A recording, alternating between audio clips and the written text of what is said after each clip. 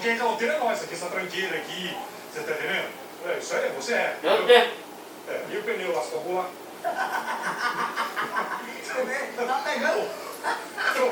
Trocou de carro, botou aquelas calotas. Como você eu não entendo? Aquelas calotas. Calota ou roda? Como chama? Aquelas calotas cromadas. É só encaixe. Deu cheque, voltou, o cara tá na porta sexta-feira aí. Ó, ele. Atenção, cara da roda. Aqui é a Rua da Várzea. 240. Barra Funda, tá? Tá bem pertinho. Se você pegar, você não vai gastar nem gasolina. Você tá no metrô, pega, tá? Quer que eu tire a máscara? Você de quem é morte? Paga as rodas do cara, que é o carro. Roda não, calota, né? Calota. Caloteiro. Ó, eu não acredito que você gosta do Belmarx. Esse cara tem dinheiro, gente. Esse cara ganhou muito dinheiro. Ganhou muito dinheiro demais. A coisa tá feia. Não, Brel. A coisa tá preta.